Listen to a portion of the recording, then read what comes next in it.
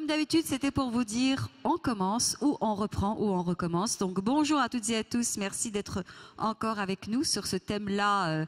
On va poursuivre un petit peu en fait toujours sur les bébés, la procréation, mais avec un thème un peu plus délicat peut-être, hein, ce qui est aussi celui de est-ce qu'on peut faire un bébé à la carte. On voit partout des titres bébé à la carte, possibilité de le faire, etc. Donc on va essayer de comprendre un peu plus ce qui est possible, pas possible aujourd'hui derrière, et surtout les questions éthiques que cela soulève. Donc je disais que nous sommes également, comme je vous dis à chaque fois, hein, nous sommes également transmis sur le site de Stras TV, nous sommes transmis également en live streaming sur celui de Boulevard des Productions, les dernières nouvelles d'Alsace, rue 89 Strasbourg, notre site à nous, et en replay sur notre chaîne YouTube et Arte Futur. Voilà, et vous pouvez aussi toujours continuer à nous écrire, à nous parler sur les réseaux sociaux, comme vous le faites depuis déjà à peu près 3 semaines avant le Forum européen de bioéthique. Vers un bébé à la carte, on va essayer de voir ce qu'il en est. Pour répondre à cette question, nous avons réuni donc un plateau d'intervenants. Je vais demander aux uns et aux autres de commencer par se présenter, 2 mots. Avec vous, Marie Jotil, nous devions vous recevoir l'année dernière, enfin c'était en 2015, je me souviens. Et puis bon, vous n'avez pas pu venir parce que vous avez eu un accident. Là maintenant c'est réparé, et c'est tout récemment réparé. Donc je vous laisse, si vous voulez bien, vous présenter. Merci beaucoup. Donc, en rapprochant bien le micro vers vous, comme ça vous ne serez pas gêné. Voilà, merci beaucoup. Donc, Marie Jotil, je suis professeure à l'Université de Strasbourg. Je suis la directrice du Centre européen d'enseignement et de recherche en éthique de cette même université. Voilà, et j'assume un certain nombre de responsabilités dans divers comités d'éthique, dont celui de Bruxelles, le European Group on Ethics in Science and New Technologies. Voilà, je crois que ça suffit. Voilà. Et il y a, je précise, depuis le début, il y a parmi nous régulièrement beaucoup d'étudiants du CERES qui nous suivent. René Friedman, on fait comme si on ne vous connaissait pas. Allez. Je suis médecin de la reproduction. D'accord, c'est bien résumé. Selon vous. Hein. Catherine Rongière. Hein. Après René Friedman, qu'est-ce que vous voulez que je vous dise? Je suis médecin de la reproduction. Où ça? Ici à Strasbourg. Hein. Ici. Ok. D'accord. Jean-Louis Mandel, vous n'allez pas nous faire je suis généticien Si, je suis généticien. J'ai été longtemps responsable d'un laboratoire de diagnostic génétique et qui faisait notamment du diagnostic prénatal, donc ça a rapport avec ça. Et je dirais, de ce fait, une pratique, je dirais, non théorique mais quotidienne des problèmes éthiques. Voilà. Et puis Agnès Rademacher également. Oui, bonjour. Agnès donc en Rademacher. fait, je me joins à cette tablée pour être là en présence en tant que grand témoin. Donc, et c'est voilà. un choix, Agnès Rademacher, donc qui est conseillère pédagogique, a délibérément choisi cette table ronde-là. Parce que, bon, j'imagine que tu as des choses à dire, certainement. Donc, on va écouter ça tout à l'heure, soit en témoignage ou alors en question. Alors, un bébé à la carte, commençons déjà peut-être par ce qui a été assez spectaculaire en termes d'informations, de nouvelles, et je dois dire souvent porté également par Laurent Alexandre, comme ça je tends la perche à Jean-Louis Mandel, qui est celle de dire qu'il serait possible de modifier génétiquement un embryon destiné à naître. Et en fait, il y a eu, donc, vous allez nous expliquer ce qu'il en est, si c'est vrai ou pas. Et en plus de ça, il y a eu cette technique sur laquelle on devait y avoir un moratoire. Et je crois que c'est le 18 avril 2014, ou non, 18 avril dernier, les Chinois en fait n'ont pas du tout respecté ce moratoire et ont publié leurs travaux. Voilà, commençons peut-être déjà par ça, Jean-Louis Mandel. Oui, alors effectivement, sur le plan strictement technique, grâce à une nouvelle technologie qui a commencé, je dirais, en 2013, donc vous voyez, c'est très récent, et qui permet de modifier les génomes de, je dirais, presque n'importe quel organisme vivant, on peut modifier les embryons de la souris. On peut modifier le patrimoine génétique, on peut modifier le patrimoine génétique de singes, et donc nous ne sommes pas si loin du singe que ça. Donc la technique qui s'appelle, le nom imprononçable, CRISPR-Cas9. C'est pour ça que je ne l'ai pas dit. Voilà, il faut savoir dire les gros mots. en principe, théoriquement, elle peut permettre de modifier aussi le génome d'un embryon humain. Alors maintenant, la question du moratoire et que les Chinois n'ont pas respecté le moratoire. La proposition de moratoire, elle a été faite en réaction au pays des Chinois. Donc on ne peut pas leur reprocher d'avoir pas respecté.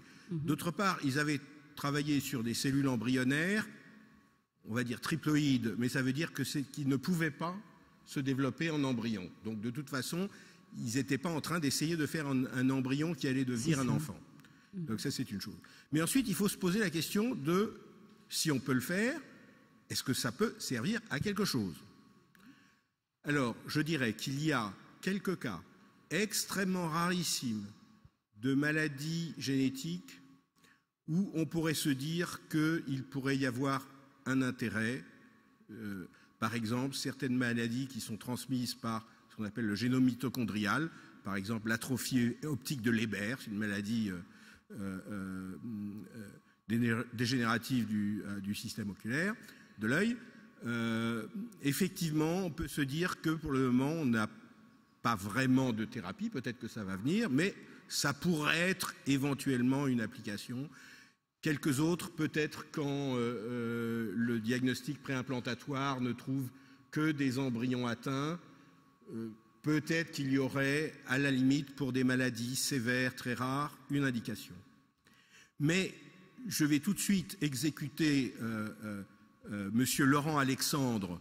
Moi, j'étais juste obligé de citer mes sources. Voilà, voilà. Alors, vous voulez. Qui dit par exemple que grâce à CRISPR-Cas9 et vu l'évolution de l'intelligence artificielle et de la société, etc., il va falloir tous que dans 20 ou 40 ans, nos enfants et petits-enfants ou arrière-petits-enfants aient des QI à 140.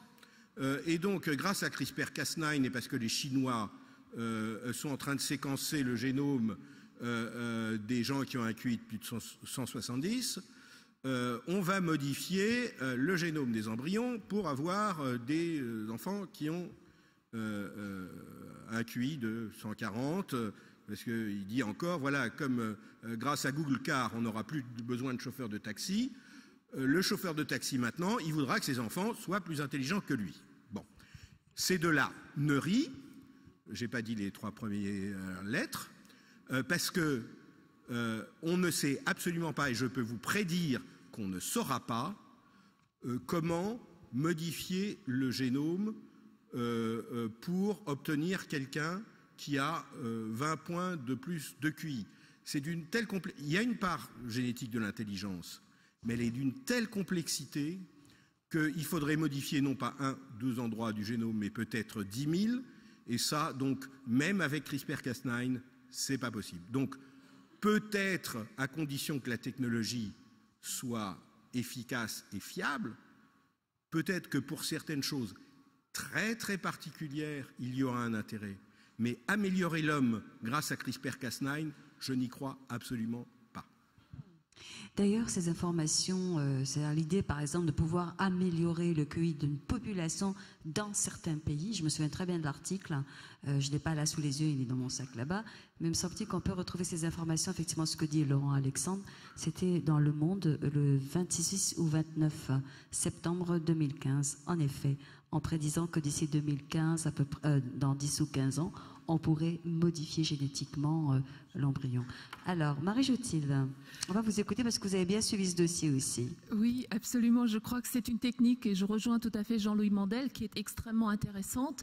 Alors, il ne faut pas oublier que cette technique s'applique à la fois sur des cellules somatiques, c'est-à-dire toutes nos cellules dans l'organisme, sauf les cellules qui sont à la base, les gamètes d'un nouvel être humain. Mais ces deux techniques qui sont... Enfin, cette technique est la même, mais en s'appliquant sur des cellules somatiques, on n'a pour ainsi dire aucun inconvénient. Donc c'est quelque chose qui mérite vraiment tout notre respect. Je crois qu'il faut avancer. C'est quand en fait on transforme du matériel héréditaire, les gamètes, l'embryon dans les premières cellules, que aujourd'hui on ne sait pas très bien ce qu'on fait. Or, il y a de nombreux projets. Il y a les Chinois, mais plus près de nous, par exemple, il y a aussi en Angleterre un projet de recherche qui a été déposé et il s'agit bien d'embryons sur lesquels on va travailler parce que ces embryons en Angleterre, selon la législation, ne peuvent pas être implantés au-delà de 14 jours. Donc ça règle pour eux le problème. Mais ça veut dire que c'est vraiment la porte ouverte. Alors, si je dis ça, c'est parce que, sans doute pour l'intelligence, c'est quelque chose de vraiment polygénique. Par contre, il faut quand même ne pas oublier qu'actuellement, on sait faire le séquençage total du génome humain pour quelques centaines d'euros. Les prix ont diminué de façon considérable, ce qui fait que aujourd'hui et demain sûrement, il sera plus intéressant de faire le séquençage complet d'un enfant à naître que de faire un dépistage génétique avec des tests génétiques qui portent sur des maladies certes graves, mais où on dépiste que 4 ou 5 maladies. Or, dans ces maladies qu'on va dépister via un séquençage complet, via la procédure de l'ADN circulant dans le sang de la mère qui va remplacer un certain nombre de diagnostics prénataux comme la ponction trophoblastique ou l'amniosynthèse, eh bien, on va se retrouver avec des pourcentages. Alors, je ne sais pas si vous imaginez, vous attendez un bébé. Alors, je donne les chiffres n'importe quoi parce que je ne les connais pas par cœur, mais dans la population générale, admettons, vous avez 30% de risque de faire un Alzheimer avec ce gène.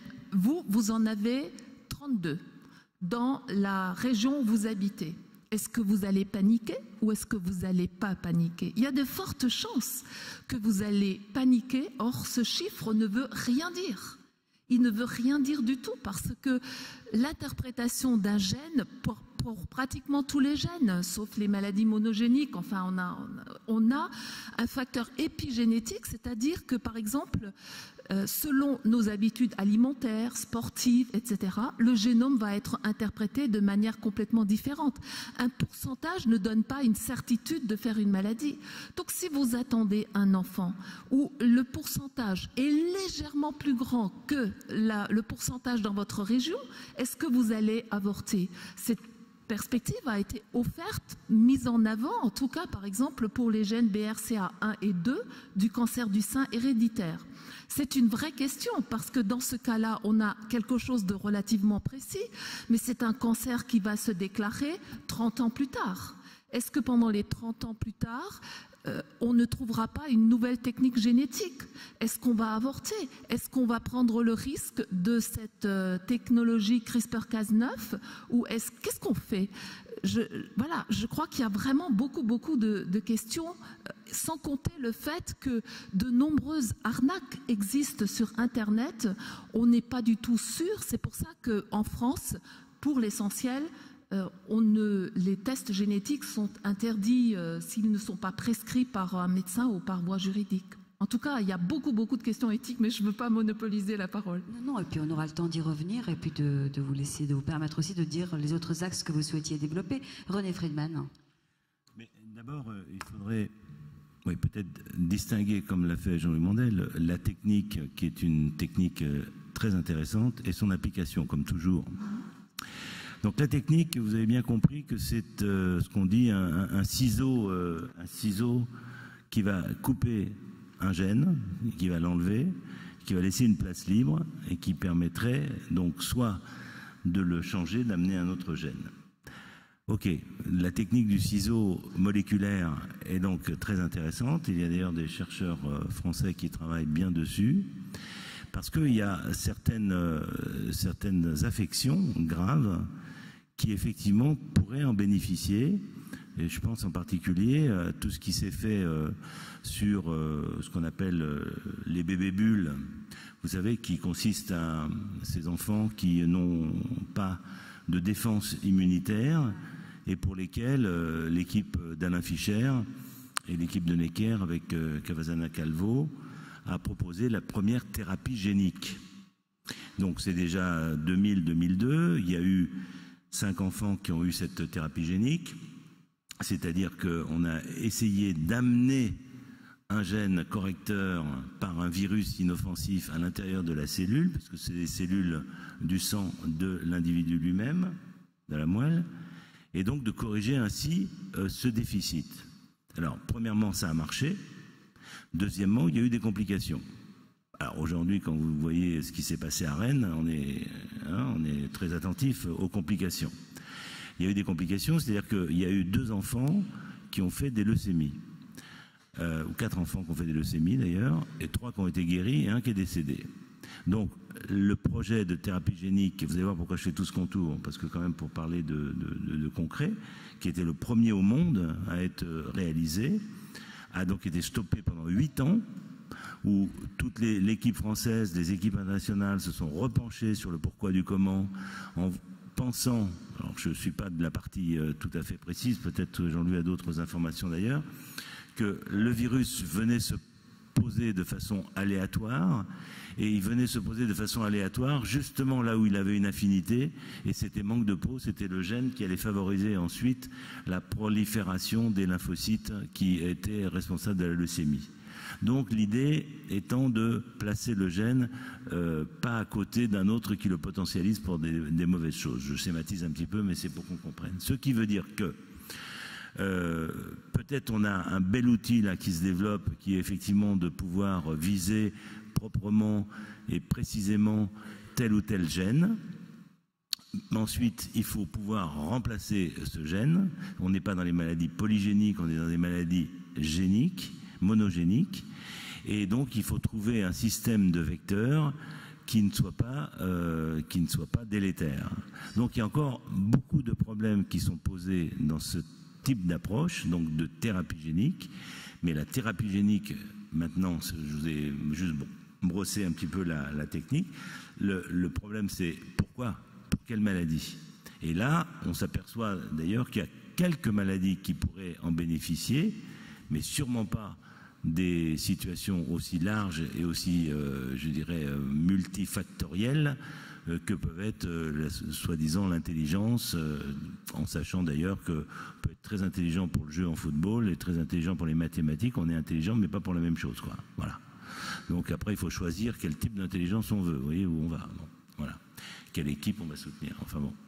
Donc tout ça pour dire que séparons la technique qui progresse et qui donne une meilleure compréhension à une échelle jusqu'ici non vécue, de l'application de cette technique, et c'est là effectivement qu'il y a comme toujours la réflexion éthique qui doit venir, à qui ça s'adresse et qu'est-ce qu'on prend comme risque. Parce que je vous ai raconté donc l'histoire de ces leucémies, et donc quand il y a risque contre risque, c'est-à-dire une espèce d'appréciation que si on ne fait rien, il va y avoir une catastrophe, et si on fait quelque chose, il peut y avoir une catastrophe, on est en droit au moins de discuter. Si par contre tout va bien, mais on voudrait mieux, et par rapport à un risque de catastrophe, c'est là où ça ne va pas. Donc il faut voir les choses en face. Il existe effectivement une chirurgie qui va se faire à l'échelle moléculaire. Après, le problème, c'est de savoir comment remplacer, et surtout, question, pourquoi remplacer. Toujours le comment et le pourquoi. Justement, Catherine Rongier, alors dans le cas du TPI, j'aimerais bien qu'on s'attarde un petit peu là-dessus. C'est dans quel cas c'est utilisé, à quelle fin? Oui. Merci. Alors, le DPI est autorisé en France pour... On va rappeler ce que c'est que DPI, dépistage. Le diagnostic préimplantatoire. C'est un test qui est utilisé en France autorisé depuis 2000, et qui permet de faire un diagnostic d'une maladie, alors soit d'une maladie monogénique, connue chez l'un des 2 parents ou dans la famille du couple qui se présente, soit éventuellement une translocation, donc un problème de chromosomes, d'anomalie de mélange de chromosomes entre eux, qui n'ont pas de conséquences pour les patients, mais qui peuvent avoir des conséquences pour les gamètes, donc pour les enfants à venir. En France, donc, c'est autorisé uniquement quand on a fait un diagnostic de pathologie, très clairement sur un des membres du couple ou sur une pathologie récessive sur les 2 membres du couple. Donc c'est vraiment très spécifique. Et on va simplement utiliser une cellule ou 2 cellules qui seront obtenues au 3e jour de la culture embryonnaire pour pouvoir faire un diagnostic génétique. Donc c'est extrêmement particulier, assez fin comme travail, et on va rendre aux patients le résultat en leur disant voilà, sur les embryons qui ont été testés, il y a 1, 2 ou 3 embryons sains ou porteurs sains qui vont pouvoir être transférés, et ceux qui sont porteurs de la pathologie ne seront pas transférés. En France, on a une obligation légale qui est de uniquement faire le diagnostic de la pathologie pour laquelle le couple est venu en consultation. C'est-à-dire que si vous avez un couple de 38 ans qui vient dans le cadre d'une demande de prise en charge pour une pathologie particulière, on sait bien qu'à partir de 38 ans, et même avant, mais en tout cas à 38 ans, on a de plus en plus de risques d'avoir une trisomie 21 par exemple, on ne peut pas et faire le diagnostic de la pathologie pour laquelle le couple est venu et en profiter, entre guillemets, pour faire le diagnostic de la trisomie 21. Ce qui veut dire que si une femme est enceinte à la suite du transfert d'un embryon qui avait été testé génétiquement pour la pathologie, elle doit ensuite, pendant sa grossesse, faire un test, ou en tout cas, si elle le souhaite, chercher s'il y a un risque de trisomie 21 pour cet embryon. Donc ça, c'est un premier frein qui existe en France, qui est un peu compliqué à comprendre, mais qui pour l'instant n'a pas été retiré de la loi et qui reste toujours vrai. Ce qui pose problème quand même quand, là, dernièrement, on a eu une patiente qui a été enceinte après un test génétique de diagnostic préimplantatoire et qui malheureusement a dû faire une interruption médicale de grossesse pour une trisomie 21. Donc ça, c'est le diagnostic préimplantatoire. Pour revenir un tout petit peu sur ce qu'a dit M. Friedman tout à l'heure, il vous a dit qu'il y a des choses qui sont interdites en France et que l'amélioration éventuellement des chances de réussite en AMP pourrait éventuellement se faire, bien sûr, peut-être simplement en diminuant les transferts, mais en tout cas en faisant des transferts utiles, entre guillemets, si on peut appeler ça comme ça. C'est qu'on n'a pas le droit en France de faire ce qu'on appelle un diagnostic, un screening, c'est-à-dire un diagnostic d'aneuploïdie de l'embryon chez des patientes qui font de la fécondation in vitro.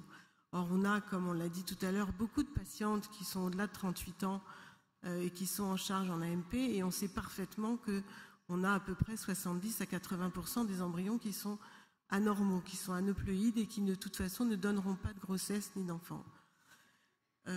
C'est autorisé dans les autres pays, c'est interdit en France, donc on fait un peu une médecine de temps en temps où on croise les doigts en se disant j'espère que celui-là il est bon et que ça va fonctionner, ce qui peut aussi expliquer un peu les résultats qui ne seront pas excellents, attendus en AMP en tout cas. Merci. En tout cas, en vous écoutant, on a l'impression que pour l'instant, c'est plutôt rassurant. On se dit qu'on est encore loin du bébé à la carte qu'on nous annonce, de la possibilité de le faire. On n'y est pas encore, Jean-Louis Mandel. Oui, je pense que ça dépend qu'est-ce qu'on appelle le bébé à la carte. Le bébé parfait pour lequel non, on mais si c'est essayer d'éviter d'avoir un bébé qui va avoir quasiment dès le début un très très très gros problème et quasiment incurable, c'est une chose. Le bébé parfait, ça n'existe pas et tout le monde a compris, je pense que ça n'existe pas et je pense que la population est beaucoup plus intelligente sur ça. Je voudrais revenir d'ailleurs sur cet aspect des régulations en France, parce que je crois qu'on souffre beaucoup en France, que ça soit la loi informatique et liberté qui empêche d'être efficace, par exemple dans des registres de malades qui sont demandés par les associations de patients pour pouvoir mieux prendre en charge, mieux comprendre certaines maladies, que ça soit effectivement pour certaines pratiques comme Catherine Rongière a parlé, par exemple, le fait qu'on ne peut pas faire aussi le diagnostic d'anomalie chromosomique en même temps qu'on fait un diagnostic de problèmes de maladies génétiques. C'est parce qu'il y a toujours des gens qui vont dire « Ah oui, mais il y aurait un risque de dérapage qui ferait que peut-être il pourrait survenir telle ou telle chose, donc on va essayer de bloquer tout ça. » Et finalement, ça veut dire que des choses très utiles, on ne peut pas les faire, alors que les risques de dérapage, ils sont souvent très ténus ou imaginaires. Et je voudrais dire quand même quelque chose. Ce week-end, il y a 2 skieurs qui sont morts sur une piste bleue dans la forêt noire. Ils n'allaient pas trop vite, ils n'avaient pas bu. Donc, ce danger est intolérable. C'était des gens jeunes, un père de famille, de 2 enfants, etc. Interdisons le ski. Non, mais Catherine Rongière voulait en fait demander... Oui. Pardon. Non, c'est bon. Oui, je voulais juste... Elle voulait solliciter René Friedman. René Friedman, à propos justement, la loi avait accepté de faire un double diagnostic sur certains embryons, c'est-à-dire à la fois d'un diagnostic de pathologie qui était mortel chez l'enfant à venir, pas dans l'immédiat, mais dans les années qui venaient. Et puis, cet enfant malade pouvait éventuellement bénéficier d'une greffe de moelle si on lui trouvait un donneur HLA compatible. Et donc, on pouvait, chez un enfant qui est conçu par fécondation in vitro, faire un diagnostic de cette pathologie pour évidemment éviter qu'il l'ait, et en plus voir s'il était HLA compatible pour son frère ou sa sœur. Vous avez dû en entendre parler. Aux États-Unis, il y avait eu un enfant qui avait été sauvé de cette façon, et donc il pouvait donner de la moelle à son frère et sauver en fait son frère de sa pathologie. C'est donc 2 diagnostics à faire. Il faut donc que l'enfant ne soit pas porteur de la pathologie et qu'il soit HLA compatible. Et la quantité d'embryons, et je laisse peut-être M. Friedman prendre la parole, est extrêmement faible. Et il me semble que l'activité a été arrêtée pour cette raison. René Friedman sur cette question. Non, je pense que c'était un point très particulier qui nécessitait qui nécessite toujours d'ailleurs pour guérir les enfants de cette maladie, d'une transfusion de cellules de moelle qui devait être donc compatible. Vous ne pouvez pas transfuser, mais faire une greffe de moelle de n'importe quelle cellule, il faut qu'elle soit compatible. Des fois, il n'y a pas de compatibilité dans la famille, il n'y a pas de compatibilité dans les banques, et donc on se retourne vers la venue hasardeuse ou dirigée au laboratoire par la reconnaissance sur les embryons de ceux qui sont compatibles en plus de ne pas avoir la maladie. C'est ce qui s'est passé. D'ailleurs, c'est son anniversaire hier. Le petit Umut, qui était le premier enfant donc, qui est né de cette façon, à 5 ans. Et on a j'ai prélevé d'ailleurs le sang du cordon à sa naissance. Et ce sang du cordon, qui était compatible avec sa sœur, a pu lui être greffé. Et sa sœur est guérie de la maladie qui l'obligeait à avoir une transfusion 1 fois par semaine, avec les conséquences que cela a. Ce qui se passe, c'est que actuellement, comme vous le savez, on a révolutionné un peu le problème de la collecte de sang de cordon, ce qui fait que les banques de sang sont beaucoup plus fournies qu'auparavant. On n'achète plus les sangs du cordon en Allemagne, et donc on a une réponse à l'extrême majorité des cas qui auraient besoin de cette double approche. Ça, c'est le premier point. Le deuxième point, c'est que les techniques de génétique, et là je parle sous couvert de Jean-Louis Mondel, les techniques de génétique ont progressé. C'est-à-dire qu'avant on faisait l'analyse des différents chromosomes, je dirais aujourd'hui on peut avoir une cartographie beaucoup plus rapide, moins coûteuse et surtout beaucoup plus rapide. Donc en 5 ans, on a donc une possibilité de connaître, en prélevant une cellule embryonnaire, beaucoup plus de choses et plus rapidement qu'auparavant. C'est ce que font d'ailleurs la majorité des pays limitrophes, c'est-à-dire qu'ils peuvent prélever une cellule à un moment donné. À un moment donné, c'est-à-dire quoi? Il y a une femme qui a eu 3 échecs consécutifs de tentatives. On subodore qu'on remet des embryons, comme je le disais tout à l'heure, qui ne sont pas tout à fait aptes à se développer. Peut-être vaut-il mieux les reconnaître que de ne pas les reconnaître avant de les réimplanter pour rien. Donc ceci n'est pas autorisé aujourd'hui en France, et j'espère que ça le sera rapidement pour éviter un peu les déboires que Catherine racontait sur votre couple qui, après tant d'efforts, a eu une grossesse, mais il se trouve qu'il y avait une anomalie qui était facilement dépistable. Pourquoi je dis ça? Parce qu'on est en France très avancé sur le diagnostic anténatal. On est vraiment un pays, vous savez, où on peut faire des diagnostics anténatals jusqu'à la veille de la naissance, prendre une décision, avec les parents bien entendu, si on trouve quelque chose d'extrêmement grave, dans un cadre pluridisciplinaire, en ayant discuté avec beaucoup de gens bien entendu, mais on peut prendre une décision d'interrompre, ce qui n'existe pas dans d'autres pays. on propose à toutes les femmes enceintes, on n'impose pas, on propose à toutes les femmes enceintes, à partir du 3e mois, de faire un test qui permet d'apprécier si elles ont un risque génétique ou pas d'anomalie chromosomique. On peut faire ça, donc les femmes ont droit, les couples ont droit, mais ceux qui passent par la fécondation in vitro et qui auraient un risque majoré n'ont pas le droit de savoir avant qu'on transfère. Donc on transfère, et si c'est manque de chance, eh ben, il faut avorter. Ce qui s'est passé, si j'ai bien compris, dans l'histoire que tu as racontée.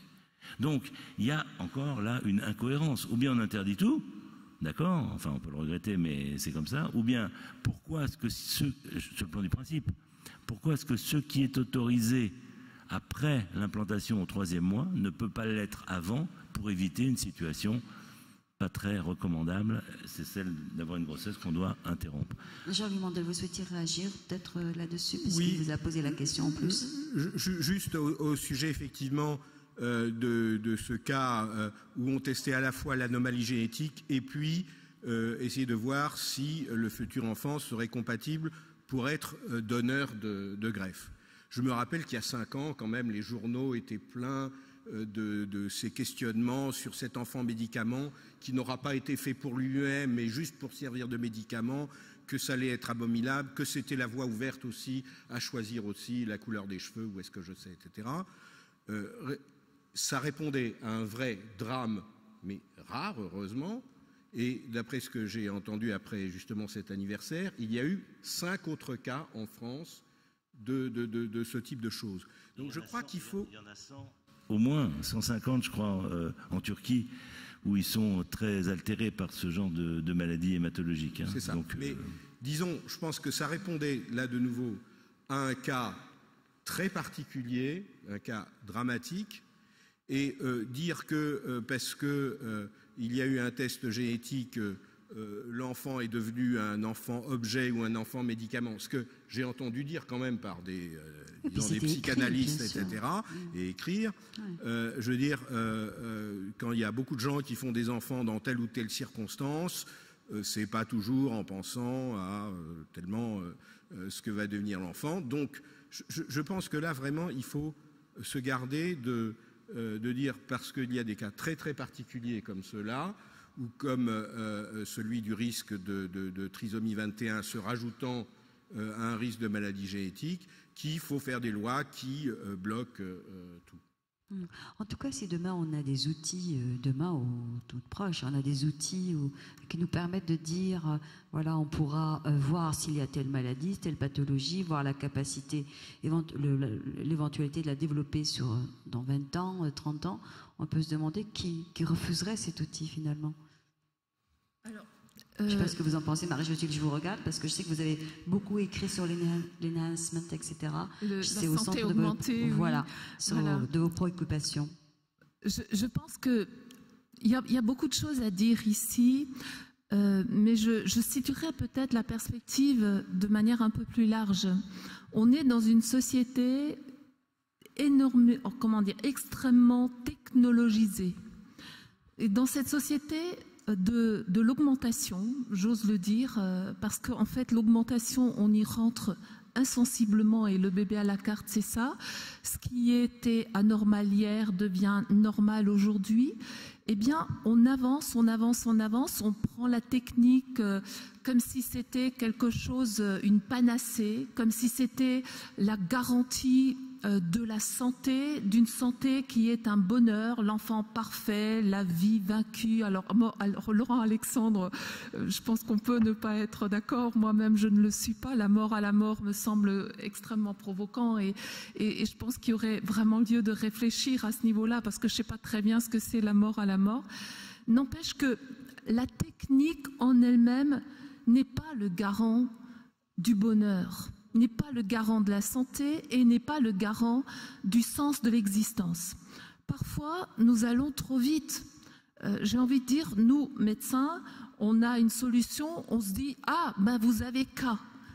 Mais en fait, Je crois qu'il faut être extrêmement vigilant par rapport à ces questions. Même quand on prend le DPI, le diagnostic préimplantatoire, je rappelle quand même qu'il faut passer par exemple par une fécondation in vitro, ce qui est une opération déjà extrêmement lourde. Voilà, parce que la fécondation in vitro, elle ne marche pas toujours. On l'oublie quand même. Elle ne marche que dans un quart des cas dans la nature, elle ne va pas marcher beaucoup plus quand on est dans un laboratoire. Ensuite, ces embryons qu'on crée, ils ne sont pas toujours compatibles, c'est décevant, c'est angoissant, on ne sait pas si ça va marcher, etc.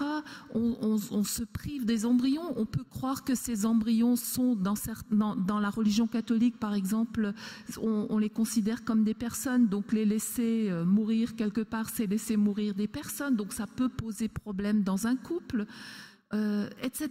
Je veux dire, il y a beaucoup de questions. Et puis, c'est vrai aussi, Jean-Louis le réfutait peut-être un peu à l'instant, n'empêche qu'être un enfant créé, procréé pour ça, je crois qu'on n'a pas beaucoup de recul. Hein. Voilà. Donc il ne s'agit pas d'être technophobe d'une manière générale comme position, mais je crois qu'il s'agit de prendre en compte l'impact de la technologie dans ce que nous voulons. Est-ce que vraiment je ne suis pas sous une emprise technologique et une technologie qui fait irruption en moi-même et je mets des puces partout, voilà. Je crois qu'il y a vraiment voilà. Jacques Ellul a raison. Je pense aussi à des gens comme Günther Anders. C'est un auteur qui mériterait d'être relu. Günther Anders est un auteur qui a écrit dans les années 50. Il nous parle de la honte prométhéenne. C'est-à-dire que cette honte prométhéenne, c'était les années 50, hein, il n'y avait pas de bébé à la carte ou en fécondation in vitro, mais il disait que nous avions honte finalement d'être des humains fragiles, vulnérables, et on en avait tellement honte qu'on préférait finalement, c'est écrit noir sur blanc dans son ouvrage, on préférait finalement être conçu par la technique qui est sûre, qui est du 100%, qui est prévisible, etc. Et je crois que c'est une des raisons du succès de l'announcement, c'est-à-dire on a honte de notre corps fragile qu'on aimerait invulnérable. Or, moi, je me fais l'avocat d'une certaine vulnérabilité, pas de l'excès de vulnérabilité, je ne voudrais pas qu'on me fasse dire ce qui n'est pas possible, mais la vulnérabilité comme porosité existentielle, c'est-à-dire celle qui me met en contact avec autrui. Et je crois qu'il y a vraiment des choses ici fantastiques. René Friedman, puis Agnès. D'attribuer à la technique tous les malheurs, reprenons un peu la lignée heideggerienne du progrès, de contre le progrès, je pense que c'est être à côté de la situation. La barbarie existe, malheureusement dans l'humanité, elle a existé. Il y a quelques expériences que les uns les autres connaissent, comme par exemple les Liebersborn, qui ont été faits sous le régime nazi, qu'il s'agissait donc de faire rencontrer des beaux hommes, soi-disant, avec des belles femmes pour essayer d'avoir des enfants sur mesure, à la carte, on va dire, des beaux petits nazis parfaitement intelligents. Il n'y avait pas de fécondation in vitro, il n'y avait pas les ciseaux moléculaires, mais il y avait une idéologie barbare et idiote qui présidait. Donc il faut toujours distinguer, je dirais, encore une fois, l'avancée de la compréhension, de la connaissance des mécanismes de la nature et son application. Là où c'est difficile, c'est que comme il y a des fous ou des barbares tout le temps, eh bien effectivement, il peut y avoir une tendance à se saisir de tel ou tel élément pour valoriser son idéologie néfaste. Ce qui veut dire que parallèlement, lorsqu'on touche à des choses aussi essentielles que tout cela, ça nécessite une vigilance éthique. On ne peut pas avancer dans les phénomènes du vivant en touchant à l'essentiel de ce qu'est l'homme, l'humanité et la personne humaine sans avoir une vigilance éthique. Donc le vrai problème va être de se dire, y a-t-il des limites à l'application, je ne dis pas à la découverte, parce que la connaissance depuis la Bible et depuis le fait qu'Adam et Ève ont été chassés du paradis parce qu'ils ont osé vouloir connaître, je vous rappelle que la pomme, c'est pas la pomme de discorde, mais c'est la pomme de la connaissance. Donc toujours la connaissance, enfin toujours, par certains, été condamnable de vouloir connaître. Or, nous pensons, nous, scientifiques et médecins, qu'au contraire, il faut connaître, mais que par contre, il faut réfléchir sur l'application. Alors tout de suite, évidemment, se lève une voix qui dit « oui, mais à partir du moment où on dispose, on va l'utiliser ». Ce n'est pas si sûr.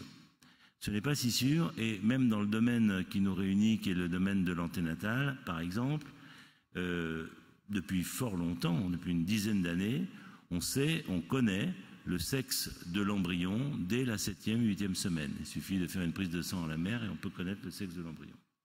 Or, en France, ce n'est pas pratiqué. C'est-à-dire que si vous demandez, si une femme demande, tiens, je voudrais connaître le sexe parce que je suis encore dans le cadre de l'IVG ou pas, et puis je ne veux pas avoir tel ou tel sexe, on ne le fait pas. Donc c'est bien contrôlé. Donc, en un mot, la démocratie fonctionne. Évidemment, dans des pays comme en Inde et tout ça, encore que là, ils sont en train d'évoluer, où ce type de démocratie n'existe pas, enfin, ce qui à nos yeux représente une démocratie, c'est-à-dire le respect, parce que être un homme ou une femme n'est pas une maladie, d'accord ? Donc on n'a aucune raison de vouloir le savoir et d'agir ensuite. Donc, parallèlement à l'avancée technique, parce que pour certaines affections, c'est important de savoir s'il s'agit d'un garçon ou d'une fille, parce qu'il y a des maladies qui sont transmissibles, où les garçons vont être atteints et pas les filles, donc ça peut être intéressant. Par contre, l'appliquer tout venant, là, c'est délétère parce que c'est déconsidérer, effectivement, ce que c'est qu'une femme par rapport à un homme, puisque ça va toujours dans ce sens-là, comme vous le savez, dans les sociétés déséquilibrées. Donc, vigile, éthique, parallèlement à progrès technique, voilà un peu l'enjeu qui n'est pas toujours simple. Mais peut-être faut-il, enfin, en tous les cas, c'est comme ça que je pose véritablement les questions. Agnès Rademacher. Oui, alors en fait, ce que je voulais dire, c'est que j'avais été interpellée par le sujet, donc un enfant à la carte. Parce que c'est vrai, vu les progrès de la médecine actuelle, on se dit que effectivement, un enfant, ça peut devenir un être idéal pour ses parents. Mais ce qu'il y a aussi, c'est que en fait, un enfant, c'est la construction c'est des éléments biologiques, et donc ces éléments biologiques, même si on les pousse à l'extrême dans la recherche, un enfant, c'est aussi après des éléments environnementaux et des interactions entre ces deux. Donc, quels que soient finalement les progrès fantastiques de la médecine, il semblerait que de toute manière, l'environnement pourra... Enfin, on n'arrivera pas finalement à avoir cet enfant idéal, puisque il y a tous ces contextes sociaux, économiques, culturels qui finalement perturbent ce projet initial d'idéal. Un idéal et une construction mentale aussi. Ouais. Alors je vais passer donc pour vous donner la parole dans la salle. Hein. Et puis il y a parmi nous 2 étudiantes de l'ISEG qui ont travaillé sur le sujet. Elles sont venues avec leur enseignant, avec Monsieur Laurent Hartleb. Alors je vais venir vers vous. Je vais vous permettre de poser les questions. C'est bien vous? Non. Alors, sont où les étudiantes de l'ISEG, s'il vous plaît? Les étudiantes de l'ISEG d'abord. Venez, s'il vous plaît. Et je passe effectivement vous donner la parole. J'ai noté déjà 4 demandes de parole ici. Hein. Et je pense qu'Israël en a d'autres aussi.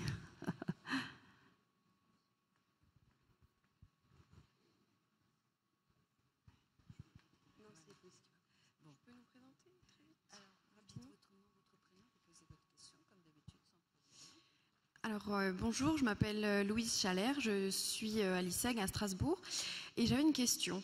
Est-ce que vous ne pensez pas que si on évoque le terme à la carte, ça évoque également un choix? Est-ce que le fait de modifier les génomes pour obtenir un bébé idéal, entre guillemets, ça ne va pas devenir un business et le bébé ne deviendra pas dans ce cas un produit? Alors, qui aimerait répondre à la question? Donc, on imagine. Qui aimerait répondre à la question? La deuxième question, non? On prend la deuxième question? Bon.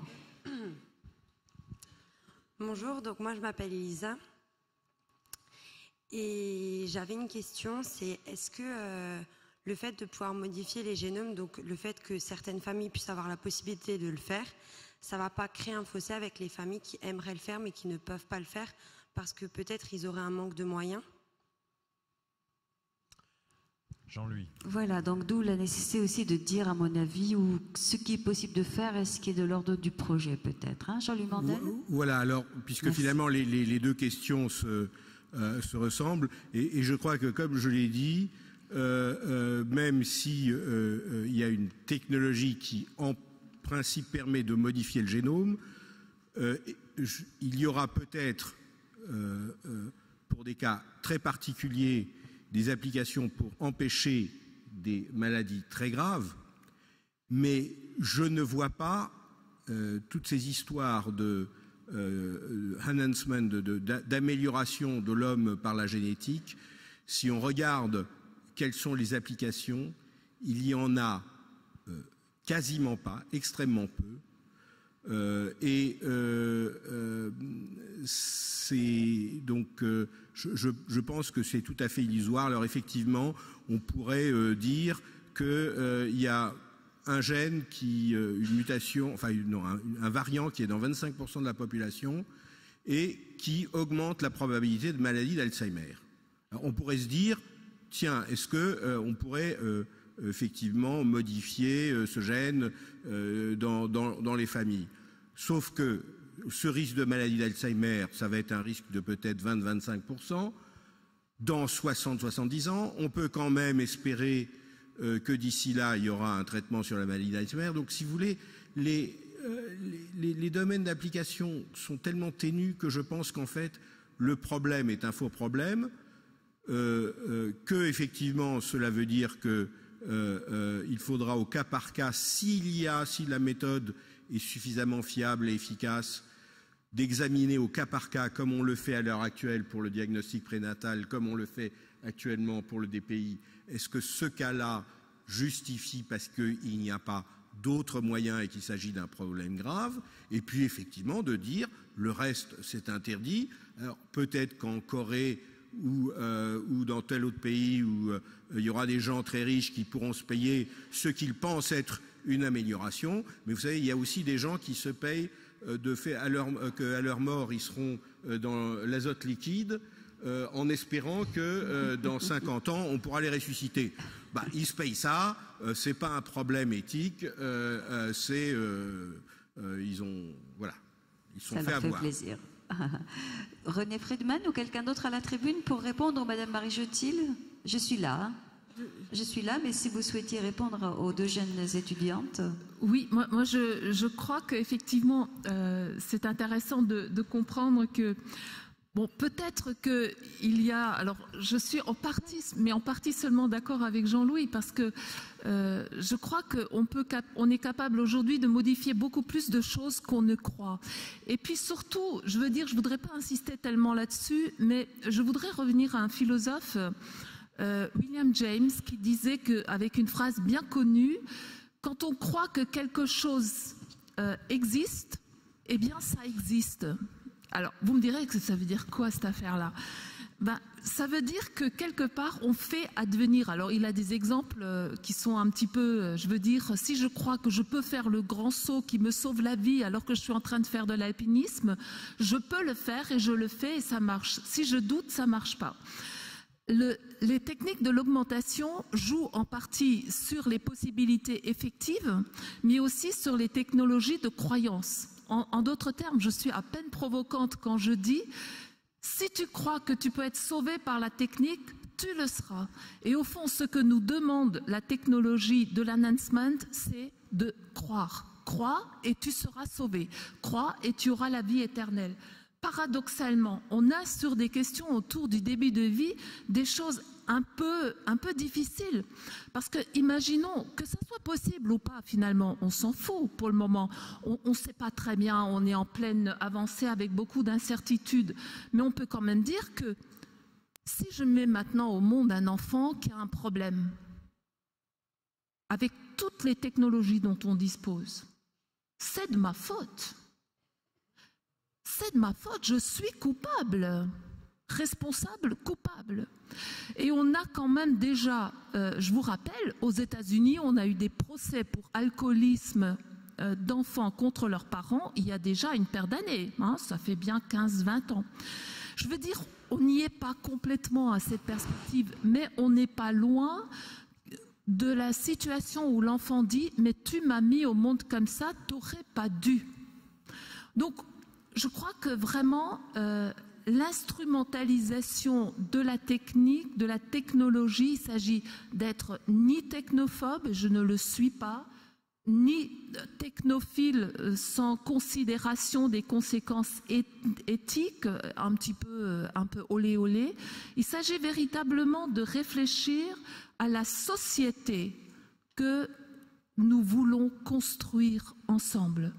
Qu'est-ce qui est finalement notre idéal de l'être humain? Est-ce que nous acceptons la différence? Est-ce que nous acceptons l'altérité? Ou est-ce qu'on veut que tout le monde soit très bien, parfait, que des mêmes?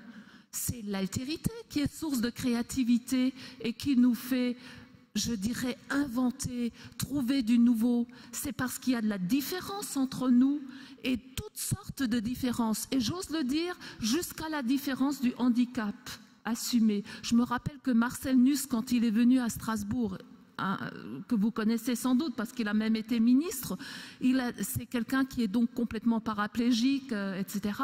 Jusqu'à l'âge de 5 ans, il nous disait « j'étais pas handicapé ». Je suis devenue handicapée à 5 ans par le regard des autres.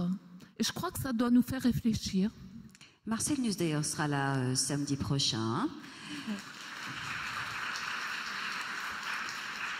Ok, alors votre question. Vous êtes là, oui, excusez-moi. Je m'appelle Anne-Laure Wetzel, je suis psychologue en oncogénétique dans une consultation à Strasbourg. Et je me posais la question de comment il est possible de déterminer les pathologies qui vont être concernées par le DPI. S'il existe des critères spécifiques qui déterminent ça. Je pose aussi la question parce qu'on a régulièrement des patientes qui viennent en nous posant la question des gènes BRCA1 et 2 et est-ce qu'ils font l'objet en France ou ailleurs ou peut-être à l'avenir d'un DPI. Voilà, merci. Merci à vous. Qui aimerait répondre? Catherine? Oui, merci. Catherine Rongier. Alors, le diagnostic préimplantatoire pour les pathologies, c'est souvent des patients qui sont atteints ou c'est des patients dont une personne de la famille est atteinte et ils ont découvert la pathologie de cette façon, ou leur premier enfant est atteint et ils ont aussi découvert la pathologie de cette façon.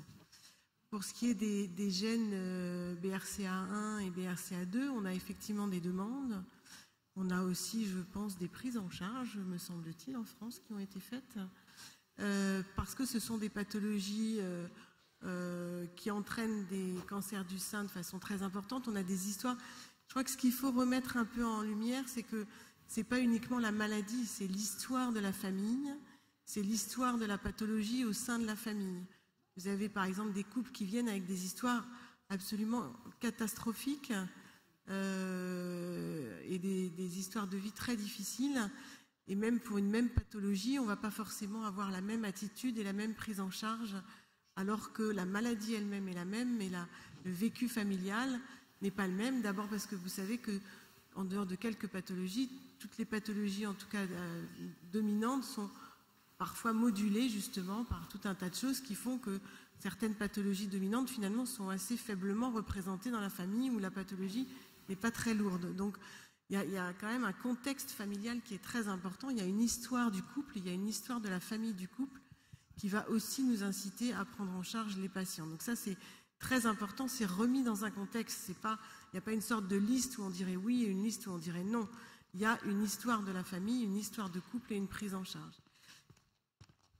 Oui, je pense que sur l'histoire du cancer, effectivement, il y a très peu, c'est de façon exceptionnelle qu'il y a une prise en compte d'un DPI pour ce genre de gènes.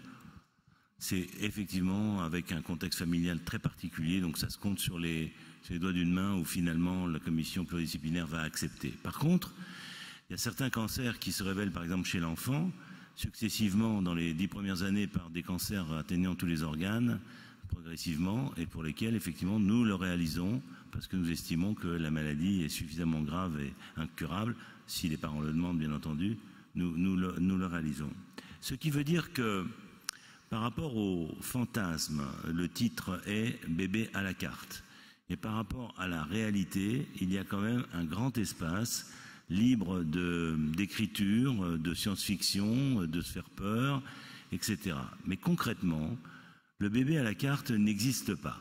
Le bébé à la carte n'existe pas. Et il n'existera pas. Ce ne sera pas possible. On peut délirer, on peut le penser. Ça me fait, vous savez, je pense à cet humoriste anglais qui était abordé par une très jolie femme qui lui dit, écoutez maître, je voudrais vraiment être avec vous et qu'on ait un enfant parce que imaginez quand même votre intelligence et ma beauté, ce que ça donnerait. Il dit oui, mais alors si c'est votre intelligence et ma beauté, voyons ce que ça va donner. Donc, dans un mot, si vous voulez vouloir modifier quelque chose, ce qu'il ne faut pas oublier, c'est qu'on ne connaît pas les conséquences de l'acte. Donc, on peut en discuter, je l'ai dit tout à l'heure, lorsqu'on est devant une maladie grave et que l'on veut essayer d'éviter, on va prendre des risques, mais c'est extrêmement risqué. Parce que, encore une fois, je vous ai aussi raconté concrètement l'histoire des leucémies dans la thérapie génique. Si on fait ce genre de choses, c'est de la thérapie génique et on ne connaît pas les risques. Donc, se lancer dans des risques, je veux dire, il peut toujours y avoir des débatteurs publics ou telle personne qui évoque le miracle du futur, mais la réalité c'est que on ne peut pas se lancer dans des risques comme ça s'il n'y a pas une raison valable de le prendre. C'est toute la médecine, toutes les innovations médicales. Donc moi j'aimerais quand même qu'après ces entretiens, on résiste bien à la notion que le bébé à la carte, ce n'est pas possible parce qu'encore une fois, les marques qui intéressent comme ça fantasmatiquement, c'est-à-dire l'intelligence ou telle caractéristique, ne sont pas du domaine du maîtrisable au niveau génétique. Il n'y a pas de gène de l'intelligence. Il y a, et vous l'avez souligné d'ailleurs, un rôle important de l'environnement, de l'épigénétique qui va moduler l'ensemble des gènes. Et ensuite, il y a plusieurs gènes qui jouent. Vouloir changer quelque chose pour surmonter ou transhumaniser l'homme, c'est prendre un risque énorme à ce niveau-là que vraiment des gens sensés ne prendront pas. Ou en tous les cas, nous irons dans ce sens-là. Pardon, Marie Jotille. Petite remarque complémentaire, j'ai noté, madame, que vous travaillez dans l'oncogénétique. Eh bien, justement, j'ai envie de rebondir en disant que peut-être la solution n'est pas dans le DPI, mais dans l'oncogénétique, parce que c'est vraiment un des domaines, la génétique des tumeurs. C'est-à-dire, si vous voulez, la morphologie moléculaire de la tumeur. C'est un domaine qui est actuellement en pleine innovation. Ce qu'on appelle la perspective des omics, la génomique, la protéonomique, et puis la métabolomique, etc., les omics, qui sont la médecine de précision, ce qu'on appelle la médecine des 4P. Et par rapport à cette perspective moléculaire, la recherche biomédicale elle commence à l'être, elle va l'être demain complètement transformée. C'est-à-dire qu'en fonction de l'empreinte moléculaire de la tumeur, on va pouvoir créer des molécules qui répondent à cette empreinte moléculaire. Et je crois qu'il y a ici des innovations fantastiques pour l'avenir, ce qui fait que plutôt que de faire des choses un peu difficiles comme le DPI, on pourra remédier en fait assez tôt à une pathologie donnée en regardant son empreinte moléculaire par les omics. Monsieur, c'est à vous. Oui, bonsoir. Oui, bien parce qu'on est juste filmé. En vous écoutant, j'ai été un peu choqué par une chose très simple. Pourquoi placer en permanence des freins moraux et des freins religieux ? Le protestant que je suis a peut-être plus de liberté de parler car notre religion est peut-être moins stérilisante que les 3 autres grandes religions qui existent dans le monde. Mais je suis un peu choqué parce que la religion ou la morale, c'est souvent un frein au progrès. De Gutenberg à Galilée, on en sait quelque chose et on pourrait citer bien d'autres exemples. Alors pourquoi s'obstine-t-on en permanence à lutter par exemple contre le clonage qui permettrait sans doute de faire des êtres beaucoup plus résistants, beaucoup plus intégrés, qui surtout à l'arrivée coûteraient beaucoup moins cher au budget de sécurité sociale puisqu'ils seraient forcément moins malades. Donc je me pose la question, pourquoi est-ce qu'on en arrive à ce point-là? Et je trouve cela pour ma part tout à fait déplorable. Je crois que cette morale, et quand vous avez dit juste avant mort à la mort en citant Alexandre dans Le Monde, eh bien c'est très beau, mort à la mort. Et je suis choqué que vous soyez montré critique face à cela. Et je crois aussi que ça éviterait à certaines jeunes femmes de faire des enfants à la chaîne, sachant qu'on peut en créer qui seraient beaucoup plus parfaits qu'en les faisant sous une impulsion. Ouh là là. Alors, c'est un point de vue avec des questions et des constats. Donc, ils vous ont été amenés. Nous allons vous écouter à la tribune. Jean-Louis Mandel, tout le monde pourra parler. Je veux bien. Alors, d'abord, le clonage pour faire des enfants parfaits. Je pense que l'expérience justement du clonage dans les animaux où il y avait des tas de problèmes justement épigénétiques, parce que le clonage c'est quand même une technique un peu particulière. On est obligé de faire subir des choses à l'embryon, et donc pour un animal, pour une dolly clonée, il y en avait aussi beaucoup qui étaient des échecs patents. Donc ce n'est pas, mais alors vraiment pas du tout, en tout cas dans l'état actuel des choses, la manière de faire des enfants parfaits. Le jour où ça le sera, dans 50 ou 100 ans, nous pourrons en rediscuter hors de choses religieuses.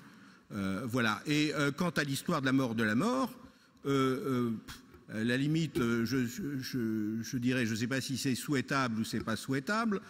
Peut-être que le jour où on est très proche, on se dirait tiens, on en prendrait encore bien 10 ans. Mais si je critique Monsieur Laurent Alexandre, c'est pas pour des raisons religieuses. Je suis totalement athée. C'est parce qu'il dit des conneries, c'est tout.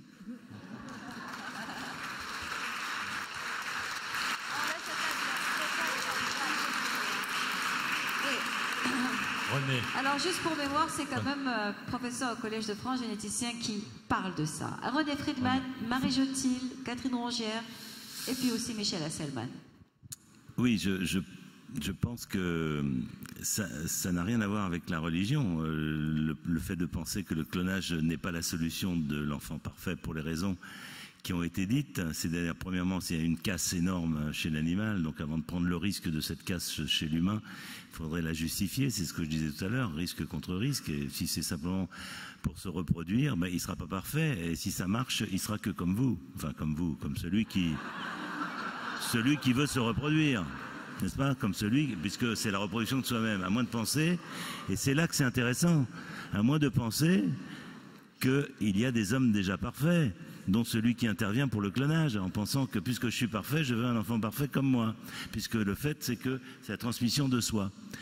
La raison pour laquelle il y a une opposition au clonage, en dehors du fait de la casse, dont je disais avec les mortalités, les surmortalités chez les animaux, c'est aussi un phénomène psychologique quand même assez intéressant. De penser avoir des enfants qui se reproduisent, qui sont pris dans les filets de sa propre reproduction, sans intervention de l'autre, du différent, de l'autre en général, puisque homme-femme, ça reste encore donc les deux, qui laissent un espace où l'enfant peut s'immiscer. Et dans cet espace où il s'immisce, on peut penser quand même qu'il va trouver une forme de liberté. Et donc d'être un enfant qui soit programmé par quelqu'un qui a voulu se reproduire tel que, avec en ayant un peu une haute estime de soi, on le sent bien, hein, de ce qui est sous-jacent, c'est mettre un filet de gladiateur sur l'enfant à naître. Et c'est pour ça, indépendamment de la religion, et c'est pour ça, parce que ça serait un enfant dit sur mesure ou un enfant dit, je dirais, oblitéré par une volonté humaine, que ce n'est pas acceptable. Marie Jotil, excusez-moi. Merci beaucoup. On va les écouter, les réponses, si vous le voulez bien. Merci. Voilà, je crois que nous sommes dans un monde pluraliste et moi j'aime bien notre société pluraliste. Et je crois que c'est extrêmement riche de pouvoir bénéficier des perspectives morales, religieuses, spirituelles, quelles qu'elles soient, dans un dialogue qui n'oblige personne. Et je crois que c'est ça la vraie richesse de notre société. Il n'y a pas une morale, il n'y a pas une éthique, il n'y a pas une religion, il n'y a pas une spiritualité. C'est le respect que nous devons avoir les uns pour les autres. Alors, je crois que voilà, c'est ça le pluralisme de notre société. Je suis un peu étonnée de votre question, mais bon. La fin de la mort, alors moi, je me demande ce que ça veut dire. Je ne comprends pas très bien. Je pense que c'est peut-être plutôt l'idée de mourir quand on veut, comme on disait il y a 20 ans. L'immortalité, quand j'ai un cerveau qui est téléchargé et que nous sommes tous les mêmes et qu'on fige le monde et qu'on stoppe le renouvellement, eh bien j'ai envie de dire, alors que la nature à côté de nous, elle se développerait encore, je crois que la longévité n'aurait pas beaucoup de sens, le temps ne serait plus du mouvement, il serait monotone, il n'y aurait plus d'événements, il n'y aurait plus de créativité, il n'y aurait plus qu'une aspiration définitive et finalement la seule mort qui restera, et c'est ce que dit d'ailleurs Laurent Alexandre, c'est de se déconnecter volontairement. Je sais pas, moi j'ai pas envie tellement de ça, j'ai pas envie d'être un robot sans sentiment, sans vulnérabilité. Moi j'aime bien la chair humaine avec ce qu'elle est dans sa vulnérabilité. Ah, voilà. C'est ça, et ça vient de moi, la théologienne. Voilà, mais je crois on est des êtres qui... quand on a une consistance, quand on peut éprouver des émotions, moi je trouve ça bien. Un robot sans émotion, franchement, faites donc l'amour avec un robot sans émotion. Voilà. Voilà. Alors, Catherine Rangière, Michel Hasselban, Bernard Berti, il y a monsieur aussi, et il y a Patrick Gaudret après. Ajouter un petit mot sur ce qui a été dit. D'abord, je n'avais jamais imaginé que cloner des gens, c'était les rendre parfaits. Donc, il y a la perfection et le clonage, pour moi, c'est quand même deux choses différentes. D'autant plus que, comment dirais-je, on espère, et on parle beaucoup de techniques, on a parlé énormément de techniques, mais un être humain ne se forme pas uniquement sur les gènes qu'il a hérités de son père ou de sa mère, ou qu'il a hérité de son clone. C'est aussi toutes les rencontres, la richesse. Donc même un clone ne sera jamais forcément ce qu'on voudrait qu'il soit. Donc je ne pense pas qu'on y arrivera de cette façon.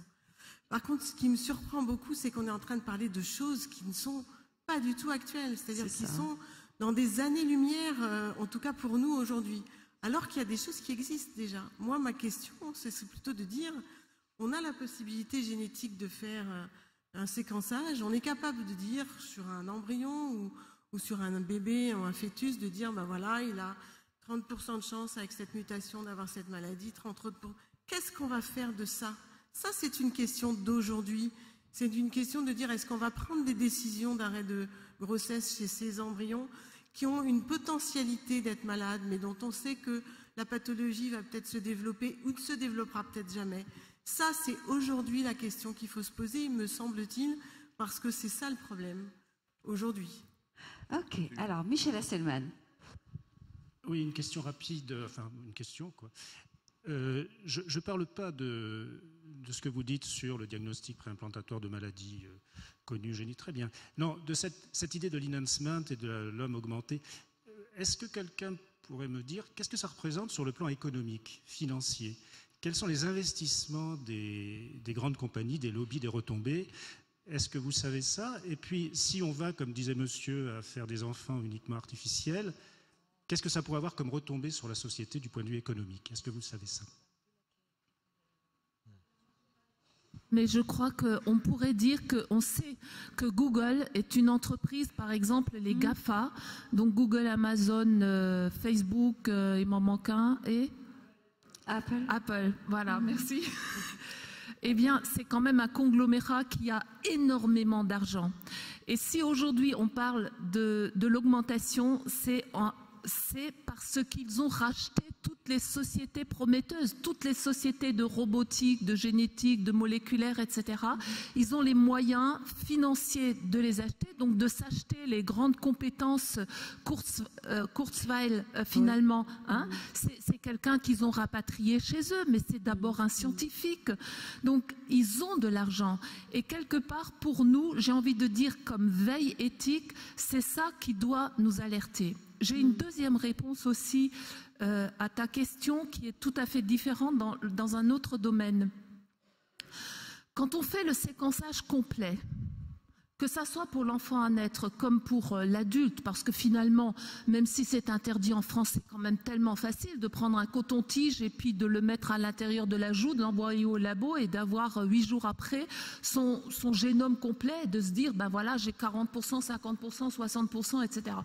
Si j'ai un tout petit pourcentage de plus que la normale dans ma région pour une pathologie donnée, qu'est-ce que ça va donner à votre avis? Ben, je vais vous le dire, je vais être angoissée, je vais être paniquée, je vais dire « Ah, je vais faire un Alzheimer » ou « Je vais faire un cancer de je ne sais pas quoi ». Et qu'est-ce que je fais? Je fais toute une panoplie d'examens complètement inutiles parce que le premier médecin, je ne le crois pas, je vais aller voir un deuxième, je vais exiger une IRM, je vais exiger, etc.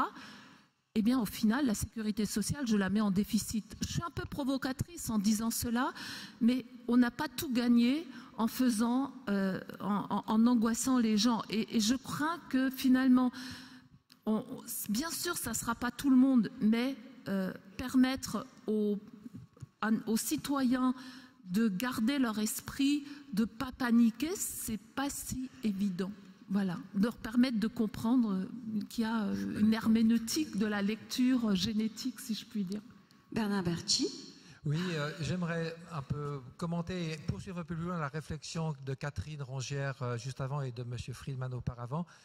Parce qu'effectivement, on parle dans le titre, bon, bébé à la carte, bébé idéal, mais personne ne peut donner le moins de contenu à ce que serait un bébé idéal. Enfin, j'imagine que si on demandait au couple quel serait leur enfant idéal, on aurait des listes plus ou moins délirantes, plus ou moins raisonnables. Ça va varier beaucoup d'une personne à l'autre.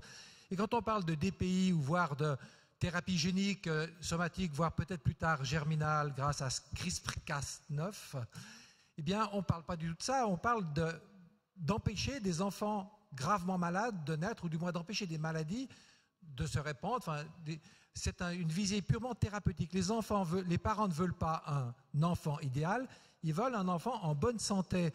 Et je pense que c'est vraiment, comment dire, un projet qui est tout à fait respectable et qui même pourrait être, d'un point de vue éthique, considéré comme quelque chose comme un devoir moral.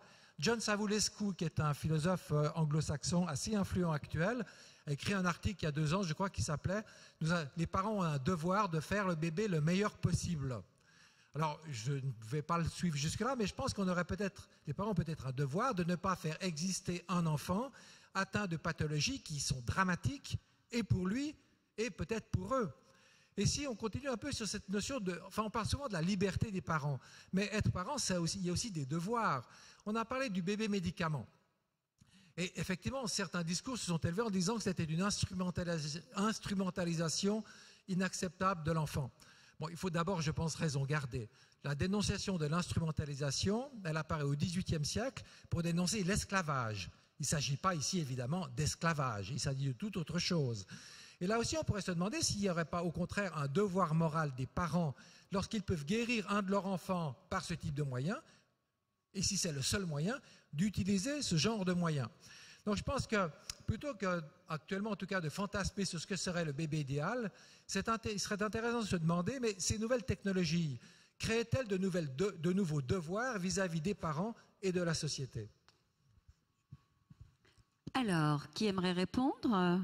Ou ajouter un avis là-dessus. La question, elle est pertinente dans la mesure où, c'est bien évidemment, Bernard, hein, c'était en toute humilité, mais parce que effectivement, on voit bien, nous, qu'on reçoit des couples qui sont dans des associations de pathologies, hein, très fréquemment, la mucoviscidose, la maladie de Steinert, etc. Donc c'est des patients, et tous les couples qui ont des enfants atteints ou qui se savent atteints ou qui ont des familles ne viennent pas en consultation pour faire un diagnostic préimplantatoire pour éviter à leur enfant d'être malade.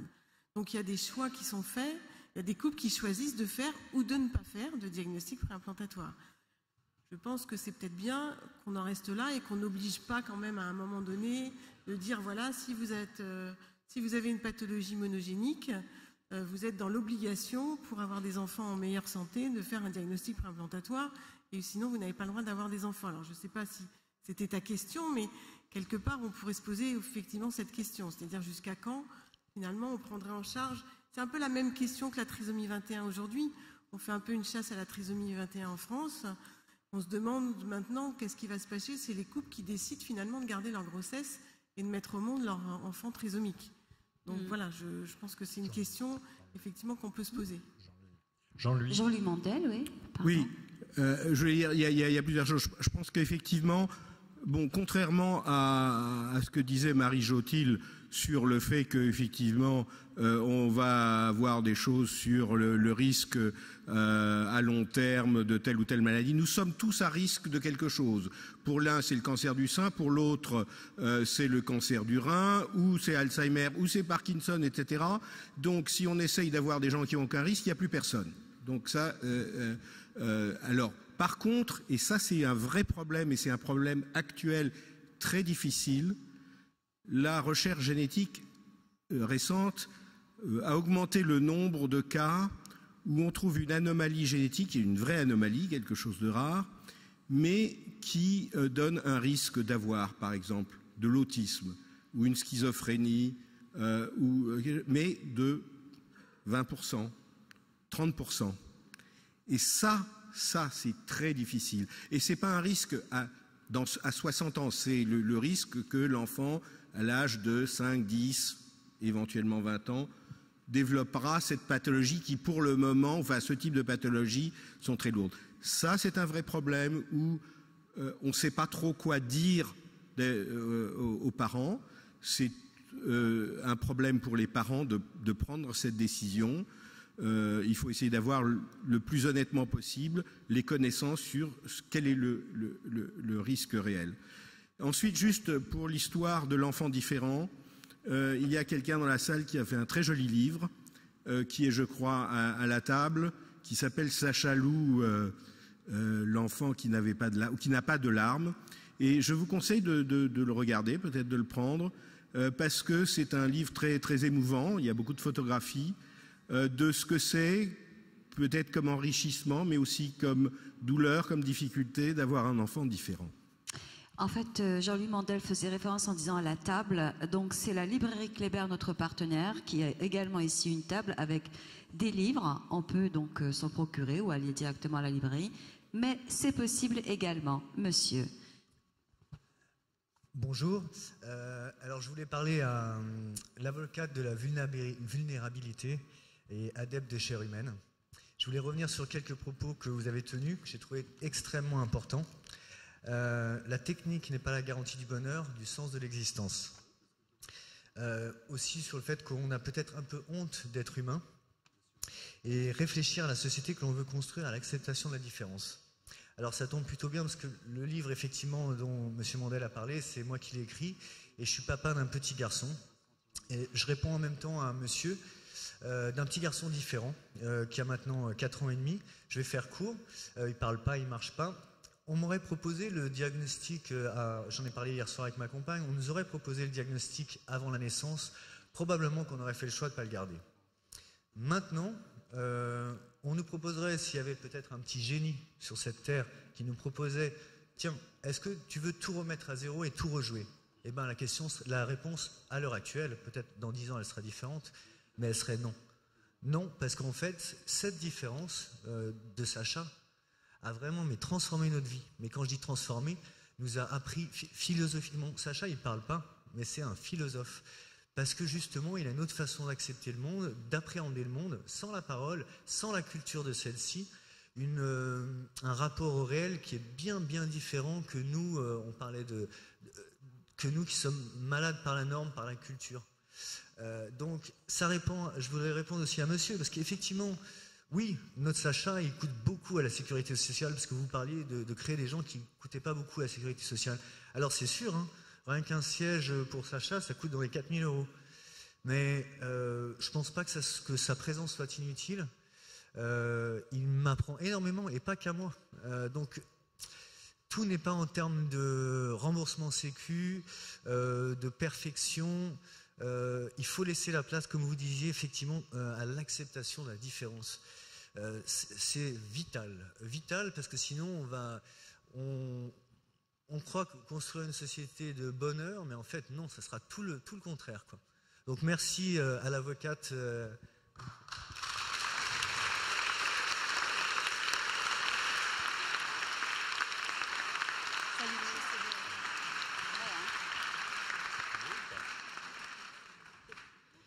Oui, bonjour. Difficile de parler après monsieur, mais bon, je suis professeur de philosophie, donc j'aurais aimé revenir un peu sur certains propos. Donc, vous avez dit, monsieur Friedman, que vous pensez que ce qui est de l'ordre du possible n'est pas nécessairement réalisé. Or, si on se réfère à la loi de Gabor, justement, peut-être n'y croyez-vous pas, tout ce qui est techniquement possible sera nécessairement réalisé, non pas parce que ça a du sens ou de l'intérêt, mais uniquement parce que c'est possible.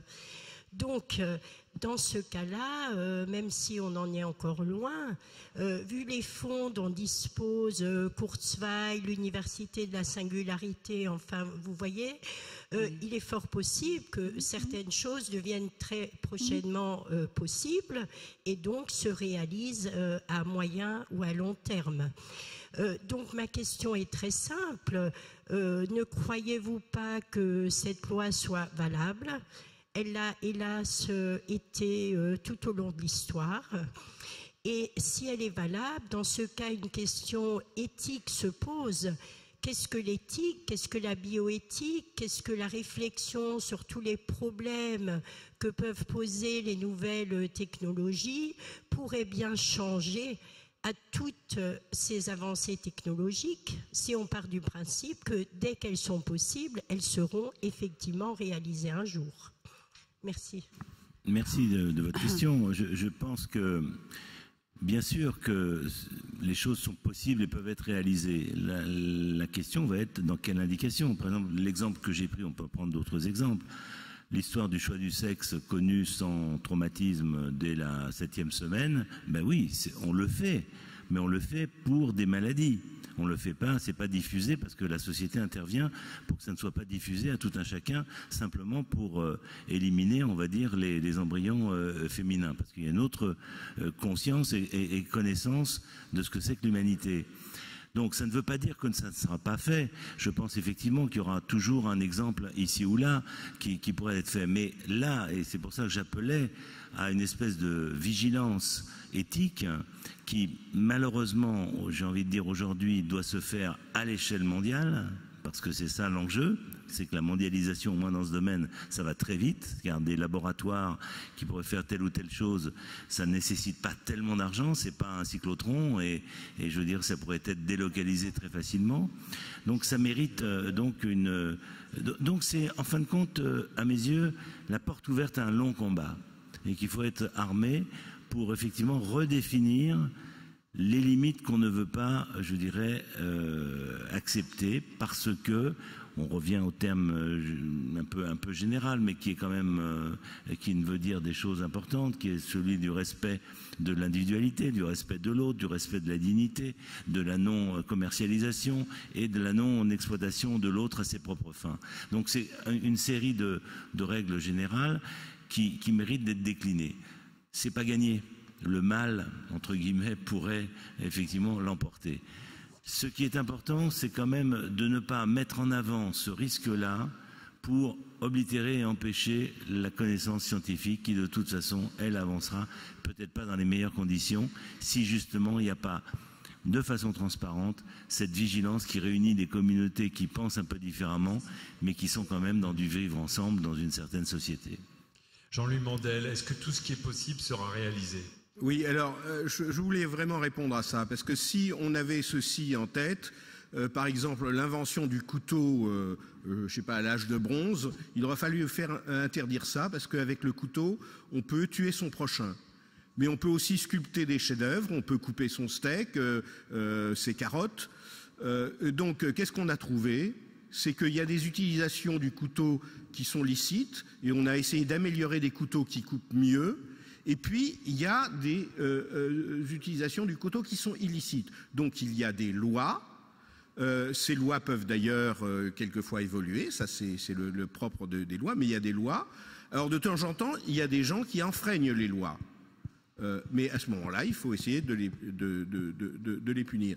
Et donc, je crois qu'il ne faut pas voir que même si en Corée du Nord, par exemple, Monsieur Kim Il-jong, c'est ça, utilise CRISPR-Cas9, ça va pas créer des Frankenstein qui sont super forts et qui n'ont peur de rien, parce que ça on sait pas faire, et ça sera pas plus dangereux que ce qu'on a vu pendant la période du nazisme. Et hier, je crois que c'était M. Zaguri qui disait que quand on a vu après les gens qui avaient tué des milliers d'autres personnes qui finalement étaient des personnes normales.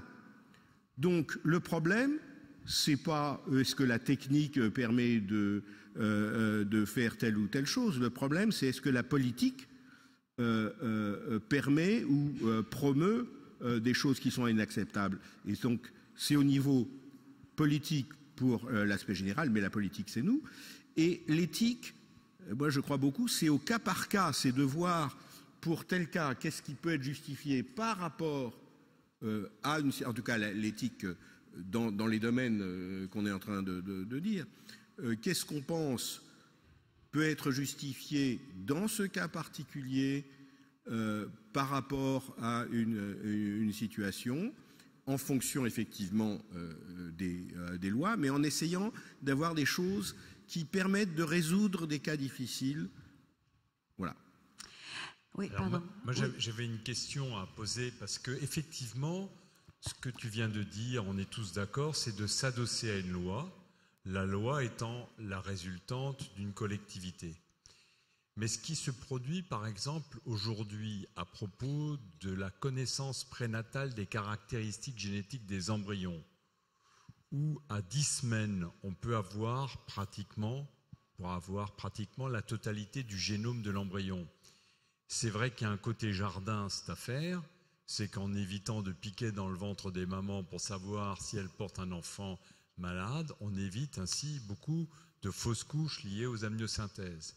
Mais il y a un côté court qui est qu'il y a déjà 9 consortiums internationaux qui nous proposent à l'international de recueillir les prises de sang de nos patientes et qui se font une compétition d'enfer pour nous dire c'est moi le moins cher, mais surtout c'est pas ça qui est grave, c'est moi qui vous en dirai le plus pour le temps d'argent.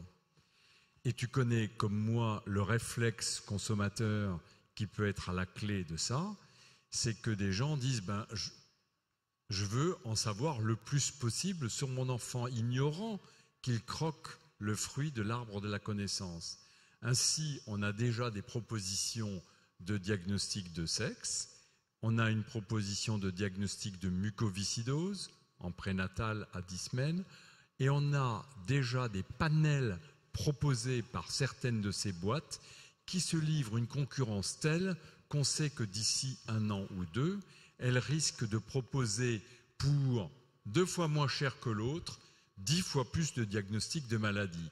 Cette pente glissante et de marché que je suis en train de décrire, elle pourrait nous inquiéter parce que feront les couples de ces informations qu'ils ne pensaient même pas recevoir un jour? René Friedman. Oui, tu as tout à fait raison de pointer ce qui est très proche. Il n'empêche que la réponse que nous avons aujourd'hui sans avoir ces informations, c'est que de temps en temps, puisque tu parles de la médecine anténatale, par des échographies, par d'autres approches, nous avons les mêmes questions. C'est-à-dire qu'on voit une absence, on va dire, de corps calleux, enfin de parties du cerveau ou bien d'autres anomalies, et on va réfléchir sur à quoi ça va conduire. Et ça va conduire à un pourcentage faible ou pas faible d'anomalies graves, mais aussi d'une vie tout à fait possible. Et donc on est très embêté, parce que je ne sais pas qui mentionnait, je crois que c'est vous qui parliez de la médecine de pourcentage à un moment donné, c'est-à-dire qu'on va dire, voilà, on a une information comme quoi vous avez un pourcentage, enfin votre enfant a un pourcentage faible, élevé de telle ou telle maladie. Donc finalement, et c'est ce qu'a dit Jean-Louis Mandel, c'est qu'avec le génome, on aura toutes ces informations dont on ne saura pas très bien comment gérer, puisque ça sera des tendances et des révélations souvent tardives et des susceptibilité qui pourraient être corrigées par tel ou tel mécanisme.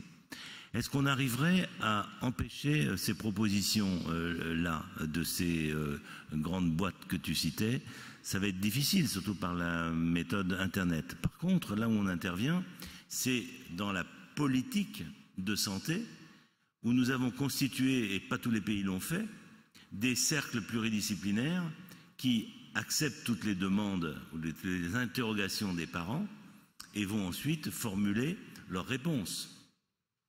Ce qui est très intéressant, et peu de gens le savent, si on regarde le bilan de ces centres pluridisciplinaires en France aujourd'hui, on s'aperçoit, les chiffres ne sont peut-être pas tout à fait exacts dans ma tête, mais on s'aperçoit que sur 5000 dossiers qui sont discutés, il y en a à peu près 300 pour lesquels les centres pluridisciplinaires n'acceptent pas la demande. Donc c'est important, ce petit espace, qui n'est pas si petit, de fait que c'est l'espace de liberté. Et fait encore plus important, c'est que des fois, la demande d'interruption de grossesse pour telle ou telle maladie, dans à peu près 200 cas ou 300 cas à peu près pareil, est acceptée médicalement parlant, mais n'est pas réalisée par le couple qui dit merci, nous on garde quand même l'enfant tel qu'il est. Ce qui veut dire que c'est effectivement, il y a des choses effrayantes qui pourraient se passer, et je dis encore une fois, la vigilance, l'organisation éthique et l'organisation médicale devraient permettre de canaliser, avec parfois des hors-la-loi bien sûr, mais devraient permettre de canaliser, c'est-à-dire d'apporter un progrès lorsque c'est nécessaire et de ne pas tomber dans l'irréel qui est celui du mythe de l'enfant parfait qui n'existe pas encore une fois. Jean-Louis ? Oui, je dois dire que depuis ce que vous avez fait, vous, les gynécologues, en appliquant l'échographie, de toute façon, la grossesse n'est plus un moment où on n'a aucune angoisse sur ce que deviendra l'enfant, etc. Parce que est-ce que l'échographie sera normale? Ah oui, mais il y a un petit retard de croissance intra-utérin, mais on ne sait pas trop, etc. Donc de toute façon, c'est vrai que on vit maintenant dans une inquiétude que dans le temps, quand on ne pouvait rien faire, on n'avait pas. Mais je crois vraiment, effectivement, ces compagnies vont proposer de plus en plus de choses, mais quand ça sera des pathologies qui sont graves avec une... je pense que finalement, on en revient, qu'on fasse le diagnostic prénatal de mucoviscidose de telle manière ou de telle autre manière, je ne vois pas éthiquement la différence. Et si on commence à aller dans les prédispositions à des choses plus lointaines, etc., de toute façon, c'est ininterprétable et de toute façon, il n'y a plus personne parce qu'il n'y a personne qui a un génome parfait. Donc, ça veut dire qu'on arrête de faire toute procréation. Donc, j'y crois pas. Il y aura des cas difficiles, mais on les connaît déjà. Ces cas, effectivement, où il y a cette médecine de pourcentage, mais on ne peut pas l'évacuer. Quand il y a par exemple, délétion 22q11, il y a 30% de risque qu'il y ait une évolution vers la schizophrénie, en plus d'aspects cardiaques qui, eux, peuvent se corriger par la chirurgie. Donc 30%, c'est beaucoup, mais ce n'est pas 100%. Mais ça, on l'a déjà, on n'a pas besoin de ces compagnies, c'est les technologies actuelles. Donc je pense qu'il faudra qu'on apprenne à, effectivement, d'abord plus de choses sur ces différentes maladies, peut-être aussi de mieux prendre en charge. Alors ça, c'est une chose, l'autisme, parce que ça serait beaucoup plus simple pour les familles si on savait qu'il y avait aussi une prise en charge éducative, une prise en charge des adultes, parce que le problème de la trisomie 21, la prise en charge médicale des enfants avec la trisomie 21 s'est beaucoup améliorée, malgré le fait qu'effectivement, en parallèle, on faisait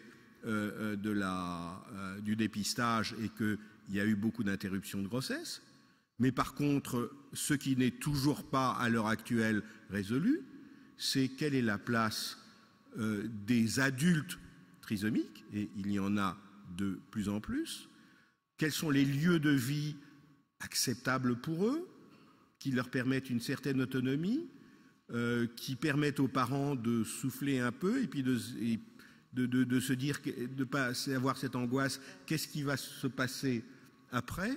Donc je crois que c'est là aussi qu'il faut que notre société fasse un effort c'est-à-dire pour tous ces problèmes de pathologie, qu'est-ce qu'on peut créer comme lieu d'acceptation par notre société de ces personnes différentes.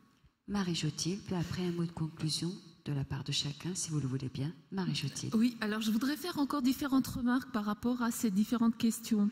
C'est vrai que par rapport aux questions que nous évoquons sur la génétique, j'ai envie de dire le meilleur se mêle inextricablement à des choses beaucoup plus problématiques. Et c'est quelque chose qui est inextricablement mêlé.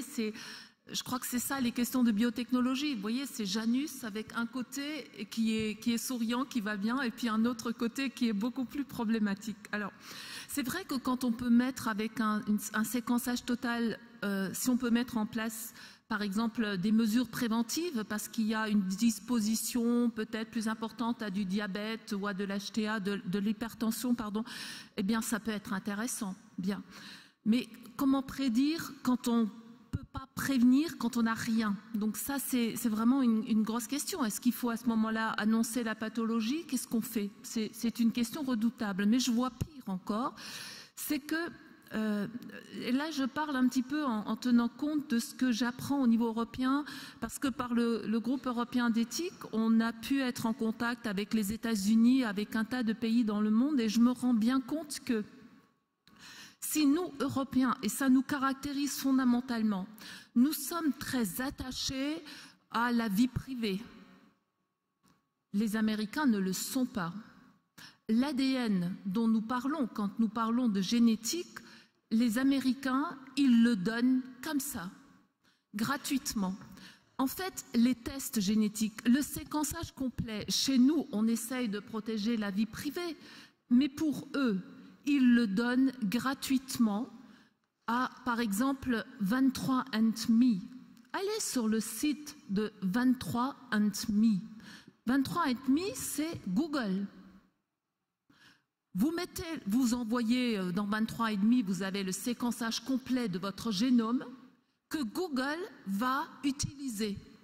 Avec l'idée que la perspective, c'est non plus simplement du opt-out, c'est-à-dire si je ne veux pas l'utiliser, eh bien je dois le dire, mais c'est en fait l'idée que si je ne dis pas que je ne veux pas, je suis de toute façon dans un opt-in d'emblée.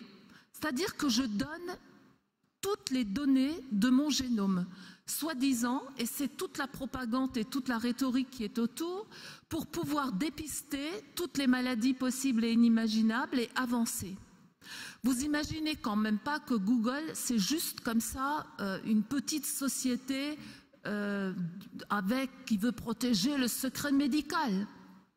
Je crois qu'on a dépassé ce stade-là. Donc ils vont croiser toutes ces données avec toutes sortes de données, toutes celles que vous avez sur votre iPhone, toutes celles de votre vie de consommateur effréné que nous sommes tous, moi aussi. On croise toutes ces données. On est capable aujourd'hui de repérer l'aiguille dans la botte de foin. L'image n'est pas de moi, elle est dans tous les textes, au niveau éthique, européen, américain, etc. Il y a ici un problème énorme parce que tout va être mis à disposition de tout le monde. Les assureurs et les employeurs, excusez-moi, ils n'auront plus qu'à se servir. Et déjà aujourd'hui, on a bien vu que même si nous, Européens, nous essayons de protéger la vie privée, nous avons quand même des questions absolument inverses. C'est-à-dire que, par exemple, moi, je me dis, je vais à 23andMe, j'ai mon séquençage et je vais chez mon assureur.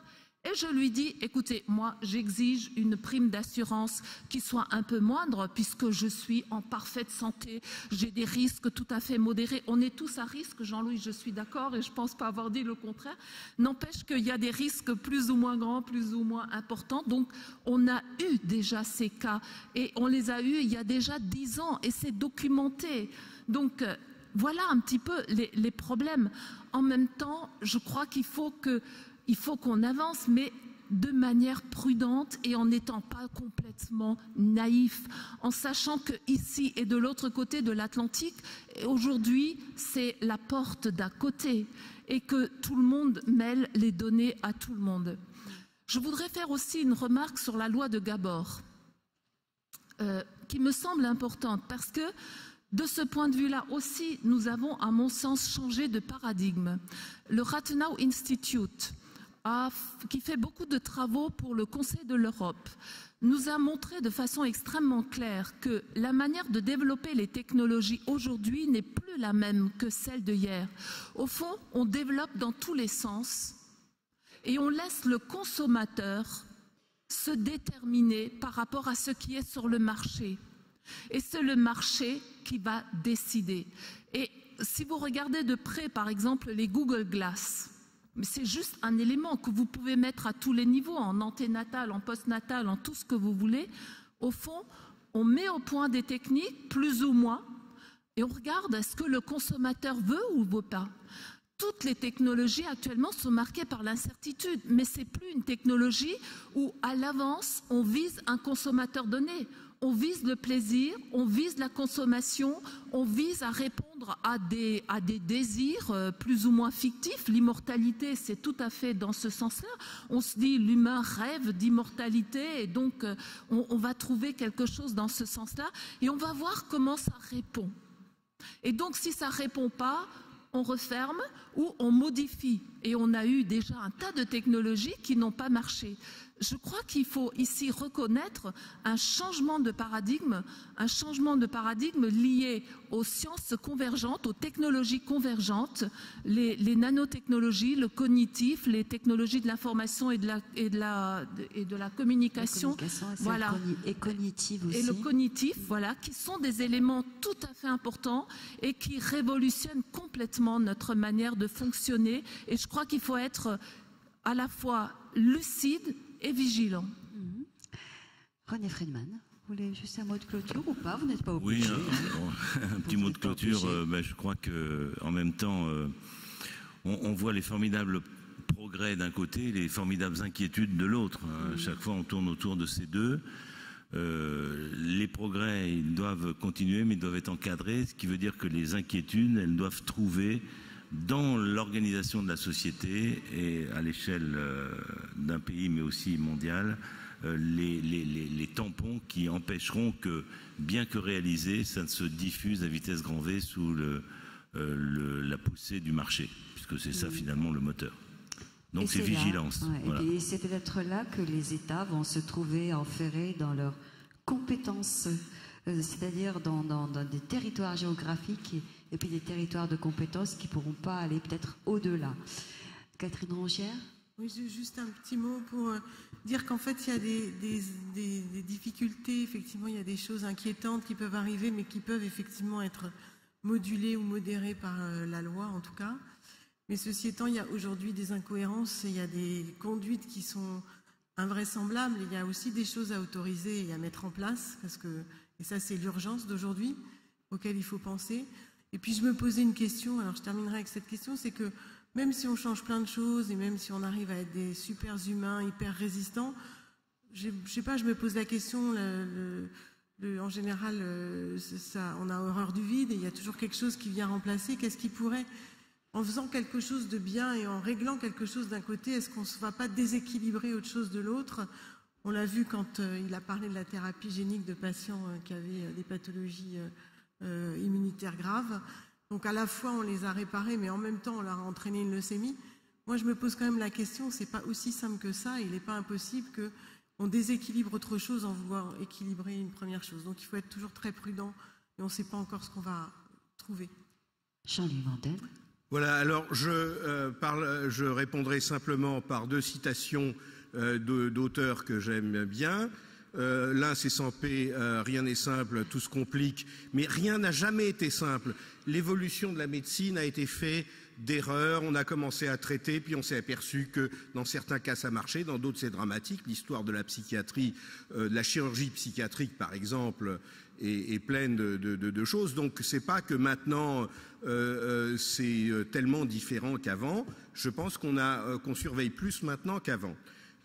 Puis l'autre, c'est Paul Claudel, le pire n'est pas toujours sûr, et je crois que ça dépend surtout du fait qu'il y a des citoyens qui soient informés, qui puissent réfléchir, que ça ne soit pas juste quelques spécialistes ou quelques membres d'un cabinet ministériel qui, en fonction de telle ou telle pression ou de telle philosophie, décide dans tel ou tel sens, mais que effectivement il y ait cette information et cette réflexion le plus largement partagée. Agnès, ne souhaitons pas prendre la parole. Donc merci Agnès et merci à vous tous autour sur cette table ronde de nous avoir d'avoir été là, d'avoir répondu à nos questions. Également à vous dans la salle.